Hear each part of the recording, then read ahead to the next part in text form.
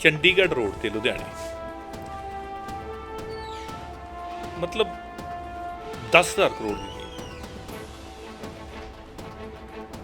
और ਉਹਦੇ 'ਚ ਵੇਚਣ ਤੇ ਤਾਂ ਪਾਬੰਦੀ ਲਾਈ ਸੀ ਉਹਨੂੰ ਡਿਸਪੋਜ਼ ਕਰਨਾ ਸੀ 4 ਸਾਲਾਂ 'ਚ ਕੁਝ ਵੀ ਨਹੀਂ ਕੀਤਾ ਗਿਆ। ਦੇਖੋ ਇਲੀਗਲ ਮਾਈਨਿੰਗ ਮਿੱਟੀ ਕੱਢੀ ਗਈ ਉੱਥੋਂ, ਉਹਦਾ ਪੈਸਾ ਕਿੱਥੇ ਗਿਆ? ਕਿਹਦੀ ਪਰਮਿਸ਼ਨ ਨਾਲ ਹੋ ਰਹੀ ਹੈ? ਪੈਸਾ ਕਿੱਥੇ ਜਾ ਰਿਹਾ ਉਹਦਾ? 40-50,000 ਰੁਪਈਆ ਕਿੱਲੇ ਦਾ ਠੇਕਾ ਹੈ ਉੱਥੇ, ਕਿੱਥੇ ਜਾ ਰਿਹਾ? ਕੌਣ ਜਾ ਰਿਹਾ? ਇਹ ਲੁੱਟ ਹੋ ਰਹੀ ਹੈ। ਭੰਗੂ ਸਾਹਿਬ ਨੂੰ ਭਾਵੇਂ ਤੁਸੀਂ ਜਵਾਈਆਂ ਵਾਂਗ ਰੱਖੋ, ਜਿਵੇਂ ਮਰਜ਼ੀ ਰੱਖੋ, ਭਾਵੇਂ ਹਸਪਤਾਲਾਂ 'ਚ ਰੱਖੋ, ਸਾਨੂੰ ਕੋਈ ਪ੍ਰੋਬਲਮ ਨਹੀਂ। ਪਲਸ ਗਰੁੱਪ ਦਾ ਬਹੁਤ ਚਰਚਿਤ ਚਿੱਟ ਫੰਡ ਘੁਟਾਲਾ ਇੱਕ ਵਾਰ ਫਿਰ ਤੋਂ ਸਿਆਸੀ ਚਰਚਾਵਾਂ ਦੇ ਵਿੱਚ ਹੈ।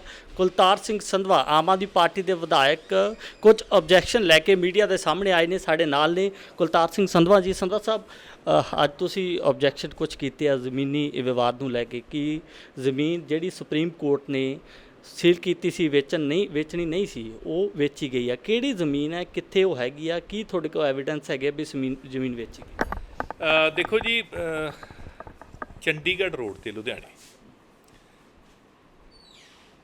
मतलब 10,000 करोड़ की ਜ਼ਮੀਨ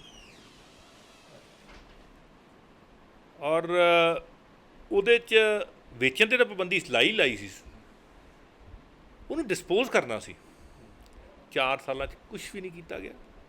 ਔਰ ਉੱਥੇ ਖੇਤੀ ਹੋ ਰਹੀ ਹੈ। ਹੁਣ ਸਭ ਪਹਿਲਾਂ ਮਾਈਨਿੰਗ ਹੋਈ, ਦੇਖੋ ਇਲੀਗਲ ਮਾਈਨਿੰਗ ਮਿੱਟੀ ਕੱਢੀ ਗਈ ਉੱਥੋਂ, ਉਹਦਾ ਪੈਸਾ ਕਿੱਥੇ ਗਿਆ? ਕੋਈ ਪਤਾ ਨਹੀਂ।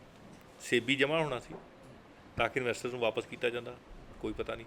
ਅੱਜ ਉੱਥੇ ਖੇਤੀ ਹੋ ਰਹੀ ਹੈ, ਕਿਹਦੀ ਪਰਮਿਸ਼ਨ ਨਾਲ ਹੋ ਰਹੀ ਹੈ ਜੀ? ਪੈਸਾ ਕਿੱਥੇ ਜਾ ਰਿਹਾ ਉਹਦਾ? 40-50,000 ਰੁਪਈਆ ਕਿੱਲੇ ਦਾ ਠੇਕਾ ਹੈ ਉੱਥੇ, ਕਿੱਥੇ ਜਾ ਰਿਹਾ? ਕੌਣ ਜਾ ਰਿਹਾ? ਇਹ ਲੁੱਟ ਹੋ ਰਹੀ ਹੈ। ਅਤੇ ਹੁਣ ਵੱਡੀ ਗੱਲ ਇਹ ਹੈ ਵੀ ਤੁਸੀਂ 60,000 ਕਰੋੜ ਦਾ ਘਪਲਾ ਹੈ, 30 ਲੱਖ ਲੋਕਾਂ ਦੇ ਨਾਲ ਹੋਇਆ ਹੈ, ਤੁਸੀਂ ਉਹਦੇ ਲਈ ਕੁਛ ਵੀ ਨਹੀਂ ਕਰ ਰਹੇ।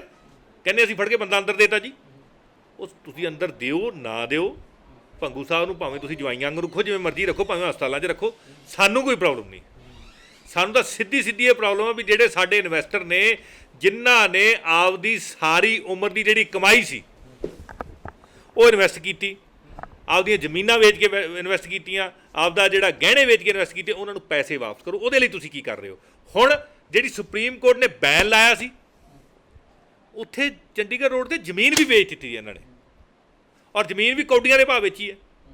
ਐਡੀ ਮਹਿੰਗੀ ਜ਼ਮੀਨ, ਉੱਥੇ ਕਮਰਸ਼ੀਅਲ ਜ਼ਮੀਨ ਹੈ ਜੀ, ਉਹ ਕੌਡੀਆਂ ਦੇ ਭਾਅ ਵੇਚੀ ਆ। ਔਰ ਉਹਦਾ ਅਸੀਂ ਨੈਕਸਟ ਪੀਸੀ ਦੇ ਵਿੱਚ ਅਸੀਂ ਸਾਰੀ ਡਿਟੇਲ ਲੈ ਕੇ ਆਵਾਂਗੇ, ਕਿਉਂ ਕੱਚੀ ਗੱਲ ਨਹੀਂ ਕਰਨੀ ਅਸੀਂ। ਅੱਜ ਇਸ ਲਈ ਕੀਤੀ ਆ, ਅੱਜ ਅਸੀਂ ਇਸ ਲਈ ਕੀਤੀ ਹੈ ਕਿ ਤਾਂ ਕਿ ਹੋਰ ਨਾ ਵੇਚਣ, ਹੋਰ ਕੋਈ ਧਾਂਦਲੀ ਨਾ ਹੋਵੇ, ਹੋਰ ਕੋਈ ਨਾ ਲੁੱਟਿਆ ਜਾਵੇ। ਇਸ ਲਈ ਜਦੋਂ ਸਾਨੂੰ ਪਤਾ ਲੱਗਿਆ, ਅਸੀਂ ਤੁਹਾਡੇ ਰਾਹੀਂ ਪੰਜਾਬ ਦੇ ਲੋਕਾਂ ਨੂੰ, ਸਰਕਾਰ ਦੇ ਕੰਨ ਖੋਲ੍ਹਣ ਲਈ ਪੀਸੀ ਕੀਤੀ ਹੈ। ਸੰਧਵਾ ਸਾਹਿਬ, ਤੁਸੀਂ ਬਹੁਤ ਵੱਡੇ ਸਕੈਮ ਦਾ ਆਰੋਪ ਲਗਾ ਰਹੇ ਹੋ। ਅਗਰ ਕੋਈ ਮਾਈਨਿੰਗ ਕਰ ਰਿਹਾ ਉਸ ਜ਼ਮੀਨ ਦੇ ਵਿੱਚ ਤਾਂ ਕੌਣ ਕਰ ਰਿਹਾ? ਅਗਰ ਖੇਤੀ ਕਰ ਰਿਹਾ ਤਾਂ ਕੌਣ ਕਰ ਰਿਹਾ? ਅਗਰ ਸੇਲ ਕਰ ਰਿਹਾ ਤਾਂ ਕੌਣ ਕਰ ਰਿਹਾ? ਕਿਉਂਕਿ ਨਿਰਮਲ ਭੰਗੂ ਤਾਂ ਅੰਦਰ ਬੈਠੇ ਨੇ, ਕਹਿਣ ਨੂੰ ਅੰਦਰ ਹੈ, ਚਾਹੇ ਇਲਾਜ ਕਰਾ ਰਹੇ ਨੇ ਫਰੀਦਕੋਟ ਉਹ 2-3 ਮਹੀਨਿਆਂ ਤੋਂ, ਲੇਕਿਨ ਆਖਿਰਕਾਰ ਜਿਹੜੀ ਆ ਪ੍ਰੋਸੈਸ ਚਲਾ ਰਿਹਾ ਕੋਈ, ਤਾਂ ਚਲਾ ਕੌਣ ਰਿਹਾ?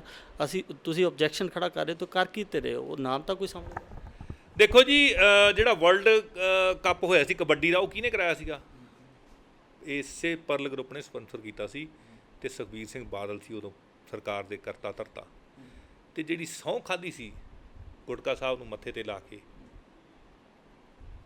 ਜਿਹੜੀ ਉੱਥੇ ਵੱਡੀ ਜਿਹੜੀ ਰੈਲੀ ਹੋਈ ਸੀ ਬਠਿੰਡੇ, ਉਹ ਵੀ ਇਹਨਾਂ ਦੇ ਉੱਥੇ ਹੋਈ ਸੀ, ਪਰਲ ਗਰੁੱਪ ਦੇ ਗਰਾਊਂਡ ਦੇ ਵਿੱਚ ਹੋਈ ਸੀ। ਸੋ ਸ਼ਾਸਨ ਅਤੇ ਪ੍ਰਸ਼ਾਸਨ ਰਲ ਕੇ ਲੁੱਟ ਕਰ ਰਹੇ ਹੈ। ਜਿਹੜੀ ਉੱਥੇ ਮਾਈਨਿੰਗ ਹੋਈ, ਉਹ ਵੀ ਸ਼ਾਸਨ ਅਤੇ ਪ੍ਰਸ਼ਾਸਨ ਰਲ ਕੇ, ਇਹਨਾਂ ਨੇ ਰਲ ਕੇ ਕੀਤੀ ਹੈ। ਵੱਡੇ ਅਫਸਰਾਂ ਨੇ, ਵੱਡੇ ਰਾਜਨੀਤਿਕ ਲੋਕਾਂ ਨੇ ਰਲ ਕੇ ਕੀਤੀ ਹੈ। ਅਤੇ ਜਿਹੜੀ ਸੇਲ ਹੋਈ ਆ, ਉਹ ਵੀ ਇਹਨਾਂ ਦੀ ਸ਼ਹਿ ਤੋਂ ਬਿਨਾਂ ਨਹੀਂ ਹੋ ਸਕਦੀ। ਨਹੀਂ ਤਾਂ ਉੱਥੇ ਇੱਕ ਚੀਜ਼ ਨਹੀਂ, ਸਾਰੇ ਤਹਿਸੀਲਦਾਰਾਂ ਕੋਲ ਸਾਰੇ ਨੰਬਰ ਹੈ, ਜ਼ਮੀਨਾਂ ਦੇ ਖਾਤਾ ਨੰਬਰ, ਖਤੌਨੀ ਨੰਬਰ ਸਾਰੇ ਗਏ ਹੋਏ ਆ, ਔਰ ਸਾਰਿਆਂ 'ਤੇ ਬੈਨ ਲਾਇਆ ਹੋਇਆ। ਸੁਪਰੀਮ ਕੋਰਟ ਨੇ ਬੈਨ ਲਾਇਆ, ਮੈਂ ਤੁਸੀਂ ਨਹੀਂ ਲਾਇਆ, ਕਿਸੇ DC ਨੇ ਨਹੀਂ ਲਾਇਆ, ਸੁਪਰੀਮ ਕੋਰਟ ਨੇ ਬੈਨ ਲਾਇਆ। ਉਹਦੇ ਬਾਵਜੂਦ ਵੀ ਤੁਸੀਂ ਉਹਦੀ ਖਰੀਦੋ ਫਰੋਖਤ ਕਰ ਰਹੇ ਹੋ। ਐਡੀ ਹਿਮਾਕਤ। ਸੋ ਸਾਰੀ ਡਿਟੇਲ ਲੈ ਕੇ ਅਸੀਂ ਅਗਲੀ ਪੀਸੀ ਦੇ ਵਿੱਚ ਤੁਹਾਡੇ ਸਾਹਮਣੇ ਆਵਾਂਗੇ। ਸਾਹਿਬ ਤੁਸੀਂ ਇਹ ਕਹਿਣਾ ਚਾਹੁੰਦੇ ਕਿ ਪਿਛਲੀ ਸਰਕਾਰ ਨੇ ਵੀ ਪਲਸ ਗਰੁੱਪ ਤੋਂ ਫਾਇਦੇ ਲਏ, ਇਸ ਸਰਕਾਰ ਦੇ ਵਿੱਚ ਵੀ ਕੁਝ ਐਸੇ ਲੋਕ ਨੇ ਜਿਹੜੇ ਪਲਸ ਗਰੁੱਪ ਦੀਆਂ ਜ਼ਮੀਨਾਂ ਦੇ ਉੱਤੋਂ ਫਾਇਦੇ ਲੈ ਰਹੇ ਨੇ, ਉਹਨਾਂ ਤੇ ਮਾਈਨਿੰਗ ਕਰ ਰਹੇ ਨੇ।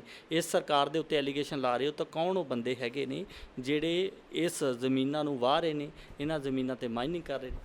ਦੇਖੋ ਇਹੀ ਤਾਂ ਅਸੀਂ ਮੰਗ ਕਰ ਰਹੇ ਹਾਂ ਸਰਕਾਰ ਤੋਂ, ਕਿਉਂਕਿ ਸਾਨੂੰ ਉਹਨਾਂ ਦੇ ਨਾਂ ਪਤਾ ਨਹੀਂ, ਲੇਕਿਨ ਸਾਡੇ ਕੋਲ ਕੋਈ ਡਾਕੂਮੈਂਟ ਆਵੇ। ਅਸੀਂ ਜੇ ਸਰਕਾਰ ਦੇ ਵਿੱਚ ਹੋਈਏ, ਅਸੀਂ ਸਾਡੇ ਕੋਲ ਪੁਲਿਸ ਹੋਵੇ ਤੇ ਅਸੀਂ ਜਿਨ੍ਹਾਂ ਲੋਕਾਂ ਤੋਂ ਪੈਸੇ ਲੈ ਕੇ ਜਾਂਦੇ ਆ ਉਹਨਾਂ ਨੂੰ ਪੁੱਛੀਏ ਵੀ ਭਾਈ ਕੌਣ ਲੈ ਕੇ ਗਿਆ ਤੁਹਾਡੇ ਕੋਲ। ਇਹ ਕੰਮ ਸਰਕਾਰ ਦਾ ਨਾ, ਗਵਰਨਮੈਂਟ ਸ਼ੁੱਡ ਡੂ ਇਟ।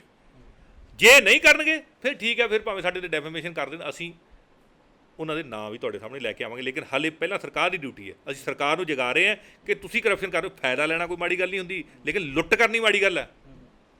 ਜੇ ਕੋਈ ਬੰਦਾ ਲੀਗਲੀ ਕੋਈ ਖਰੀਦ ਕੇ ਕੋਈ ਬਿਜ਼ਨਸ ਕਰਦਾ ਉਹ 'ਚ ਫਾਇਦਾ ਲੈਂਦਾ, ਕੋਈ ਕਿਹੜੀ ਮਾੜੀ ਗੱਲ ਹੈ। ਲੇਕਿਨ ਅਗਰ ਤੁਸੀਂ ਐਡੇ ਵੱਡੇ ਐਲੀਗੇਸ਼ਨ ਲਾ ਰਹੇ ਹੋ ਤਾਂ ਡੈਫਾਮੇਸ਼ਨ ਤੋਂ ਕਿਉਂ ਡਰਦੇ ਆ, ਨਾਮ ਕਿਉਂ ਨਹੀਂ ਲੈਂਦੇ? ਨਹੀਂ ਬਿਲਕੁਲ ਡੈਫਾਮੇਸ਼ਨ ਤੋਂ ਨਹੀਂ ਡਰਦੇ ਅਸੀਂ। ਸਾਡੇ ਕੋਲ ਡਾਕੂਮੈਂਟ ਆ ਜੇ ਕੋਈ ਨਹੀਂ, ਆ ਜਾਣਗੇ, it's on the way and ਅਸੀਂ ਲਿਆਵਾਂਗੇ ਤੁਹਾਡੇ ਸਾਹਮਣੇ, ਬਿਲਕੁਲ ਲਿਆਵਾਂਗੇ। ਲੇਕਿਨ ਮੈਂ ਇਹ ਪੁੱਛ ਰਿਹਾ ਵੀ 4.5 ਸਾਲ ਤੁਹਾਡੇ ਤੁਸੀਂ ਕੀਤਾ ਕੀ ਹੈ? ਕਿਸੇ ਨੂੰ 1 ਰੁਪਿਆ ਵਾਪਸ ਦਵਾਇਆ? ਲੋਕਾਂ ਨਾਲ ਵਾਅਦੇ ਕਰਕੇ ਤੁਸੀਂ ਸੌਹਾਂ ਖਾ ਕੇ ਵੀ ਤੁਹਾਡੇ ਦੁੱਖ ਦਰਦ ਅਸੀਂ ਦੂਰ ਕਰਾਂਗੇ। ਤੁਸੀਂ ਸਰਕਾਰ 'ਚ ਆਏ ਹੋ, ਤੁਹਾਡਾ ਕੀ ਫਰਜ਼ ਕੀ ਸੀ? ਤੁਸੀਂ ਕਰ ਕੀ ਰਹੇ ਹੋ? ਕੈਪਟਨ ਅਮਰਿੰਦਰ ਸਿੰਘ, ਤੁਸੀਂ ਤਾਂ ਆਪਦੀ ਕੁਰਸੀ ਦੀ ਲੜਾਈ 'ਚ ਲੱਗੇ ਹੋਏ ਹੋ। ਜਿਹੜੇ ਬੰਦੇ ਲੁੱਟੇ ਗਏ ਉਹਨਾਂ ਦੀ ਲੁੱਟ ਹਜੇ ਵੀ ਬਰਕਰਾਰ ਆ, ਉਹ ਹਜੇ ਵੀ ਵਿਆਜ ਦੇ ਪੈਸੇ ਦੇ ਰਹੇ ਆ। ਜਿਹੜੇ ਇਨਵੈਸਟ ਕੀਤੇ ਸੀ ਪਰਲ ਦੇ ਵਿੱਚ, ਉਹਨਾਂ ਵਾਸਤੇ ਤੁਸੀਂ 1 ਰੁਪਿਆ ਵਾਪਸ ਕਰਾਉਣਾ ਤੇ ਕੀ ਕੀਤਾ? ਮੈਂ ਇਹ ਪੁੱਛਦਾ ਸਰਕਾਰ ਨੂੰ। ਤੇ ਲੇਕਿਨ ਉਹ ਜਿਹੜੀ ਜ਼ਮੀਨ ਪਈ ਆ ਉਹਦੇ ਤੇ ਲੁੱਟ ਹੋ ਰਹੀ ਆ, ਹੁਣ ਉਹ ਵਿਕ ਰਹੀ ਹੈ।